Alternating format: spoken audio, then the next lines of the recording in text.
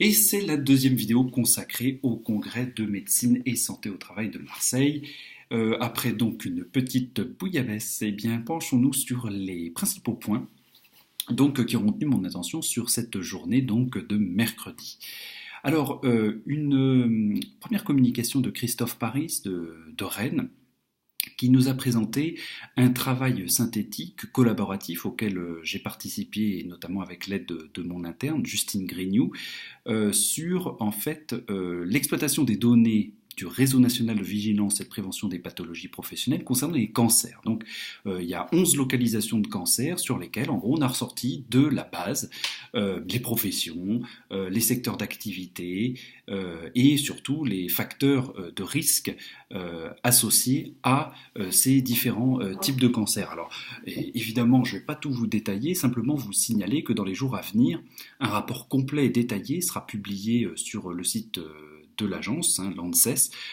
et là vous retrouverez toutes les informations. Alors j'aurai peut-être l'occasion de vous reparler sur cette chaîne du cancer du larynx, puisque c'est celui qu'on a traité à Brest avec Justine Grignoux,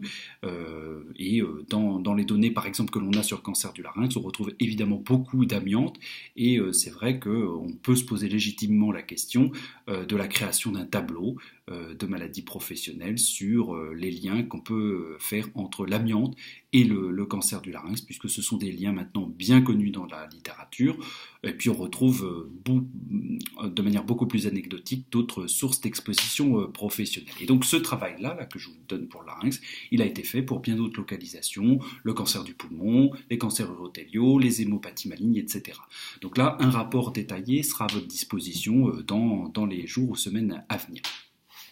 Une communication également de Bénédicte Klein, donc professeur de médecine du travail à Caen,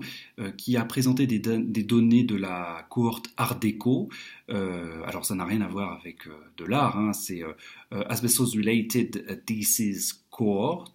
donc qui est une cohorte dans laquelle en fait ils se sont intéressés pour cette communication-là aux causes,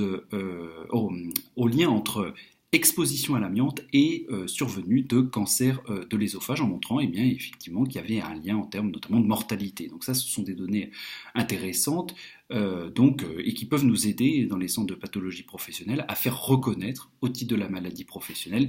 certains types de cancers de l'ésophage pour les patients. Une communication d'un collègue pharmacien de Bordeaux qui travaille dans l'équipe d'Isabelle Baldi sur des données de la cohorte Agrécan cette fois-ci, concernant des tumeurs du système nerveux central et les pesticides, et donc qui ont montré des liens entre notamment l'usage de certains pesticides, notamment le chlorpyrifos, certains secteurs d'activité pour ces tumeurs-là, notamment les personnes qui cultivent les pois, et un risque plus important pour les personnes évidemment qui appliquent elles-mêmes les phytosanitaires. Donc là, avec quelques publications qui ont déjà été faites ou certaines qui sont en cours concernant cette question des tumeurs du système nerveux central et de l'exposition aux phytosanitaires. Ce matin, il y a eu également, dans un autre registre, mais également en lien avec la question des cancers, une présentation un peu plus générale sur les maladies chroniques du point de vue de la psychologie du travail, enfin d'une professeure de psychologie du travail, qui est Dominique Lhuillier, professeur émérite de psycho du travail au CNAM, et qui a fait cette présentation en lien avec un travail de recherche qu'elle a fait en collaboration avec Anne-Marie Vazer, et qui a donné lieu à la publication d'un ouvrage dont je vous donnerai les références, qui est un ouvrage qui est intéressant, sur en gros quelle peut être la vision d'une psychologue du travail et d'une équipe sur ces maladies chroniques, et sur la base d'une expérimentation et de la mise en place de clubs dits maladies chroniques et activités, qui ont été des espaces de discussion pour des malades atteints de plusieurs pathologies, notamment de tête le diabète, une forme de cancer, le VIH ou l'hépatite C. Alors, l'idée qui est défendue par Dominique L'Huillier est que, en fait, il existe un véritable travail de la maladie chez ces patients atteints de maladies chroniques avec des savoir-faire qui se développent pour gérer la maladie. La place qu'on assigne aux malades au travail, et bien souvent, c'est en dehors du monde du travail, puisque on place les malades en arrêt maladie. Et bien ça, c'est un paradigme qui va devoir évoluer avec l'augmentation du nombre de gens qui souffrent de maladies chroniques. Et bien, avec cette idée-là, du coup, que comme les malades, ils sont en arrêt maladie, ne resteraient au travail que ceux qui sont en bonne santé, eh bien ça, c'est un paradigme qui est complètement faux. Sont au travail des gens qui souffrent de maladies chroniques et qui ne pourront pas se permettre d'être absents tant que leur maladie évolue, puisque si on a une sclérose en plaques, si on a une hépatite C, un cancer ou un diabète, eh bien, il y a des situations dans lesquelles on peut reprendre le travail et où même ça peut participer du développement de la santé. Donc ça, c'est quelque chose qui est assez intéressant et donc qui est développé par rapport à cette recherche. Donc je vous encourage à lire ce livre de Dominique L'Huillier et Anne-Marie Vazer, qui est aux éditions RS, et donc je vous ai dit, je vous mettrai les références. Une présentation très intéressante d'Yves Roclore qui nous a été faite dans l'après-midi, en gros qui est, pour le dire très simplement, un état de l'art concernant les troubles musculo-squelettiques, mais avec une vision extrêmement intégrant en fait beaucoup de champs disciplinaires, puisque c'était pas une vision uniquement biomécanique, évidemment, qui serait très datée des troubles musculo-squelettiques, mais en connectant ça avec des données de la psychologie du travail, de l'ergonomie, voire même de l'économie, puisque il faut resituer l'émergence des troubles musculo-squelettiques dans un contexte économique d'un monde qui est en évolution, avec un contexte d'intensification du travail qui est certes un phénomène qui n'est pas nouveau, mais qui continue à évoluer et qui est une source d'explication très importante des troubles musculo-squelettiques. Il est impossible de comprendre si on ne les resitue pas dans un contexte socio-économique plus global. Alors Yves Roclore nous a rappelé que il n'y a pas de TMS sans sollicitation biomécanique, mais indépendamment de l'importance de cette sollicitation biomécanique, à savoir qu'il y a des TMS avec beaucoup de sollicitations mécaniques, et il a pris l'exemple des dentistes, par exemple, qui, par l'intensification de leur travail, c'est-à-dire, en gros, ce qui rapporte pour un dentiste, c'est de travailler à la bouche. Donc, pour pouvoir faire plus d'actes en bouche, on peut avoir deux patients en parallèle sur des fauteuils et puis deux assistantes qui vont gérer les petits trucs un peu annexes pour faire plus d'actes. Et bien, du coup, il y a plus d'actes, donc plus de travail en force sur l'extrémité de la main, un travail très en pince avec une préhension très, très forte, et donc une augmentation des troubles musculo-squelettiques dans cette profession qui peuvent atteindre, si je me souviens bien ce qui a été dit, près de 70% dans cette profession. Donc extrêmement à risque. Et puis à l'inverse, d'autres types de professions avec des sollicitations bien moins importantes mais continues peuvent être à l'origine notamment de myalgie, de cervicalgie, par une hypothèse qui est celle des fibres dites cendrillon, c'est-à-dire qu'en gros, des fibres musculaires sont sollicitées en permanence sur de longues durées et vont générer des substances algogènes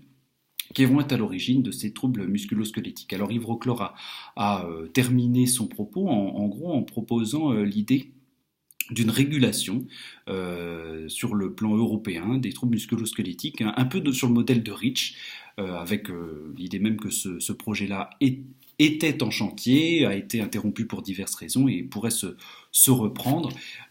avec l'idée sous-jacente qui est qu'en gros, on ne va pas pouvoir continuer continuellement à demander aux salariés d'en produire toujours plus en espérant qu'ils pourront toujours en produire plus sans impact sur la santé. Il y a bien un moment où il faudra mettre une limite et que peut-être cette limite-là doit passer par une législation. Donc ça, c'est une proposition qui a été faite.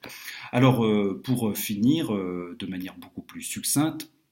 il va y avoir prochainement des recommandations labellisées HAS l'espère, mais c'est en bonne voie, sur la prévention de la désinsertion professionnelle. Donc ces recommandations nous ont été présentées par Sophie Fantoni, et je sais que mon collègue Jean-Baptiste Fassier, également membre du groupe de travail, je crois qu'il y avait aussi Laetitia Rollin qui a participé à cela. Donc prochainement, il va y avoir des recommandations là-dessus. Donc pour celles et ceux qui sont intéressés sur les questions de maintien d'emploi, vous aurez ça. Et également, durant cette journée, il y a eu une présentation de Sophie Fantoni cette fois-ci sur les aspects plutôt juridiques depuis la réforme. Alors c'est toujours intéressant de dire la réforme, mais au bout d'un moment on ne sait plus laquelle. Est-ce que c'est la loi Rebsamen? Est-ce que c'est la loi El Khomri? Est-ce que c'est la loi de ratification des ordonnances Macron? Donc il y a eu une mise, j'allais dire une présentation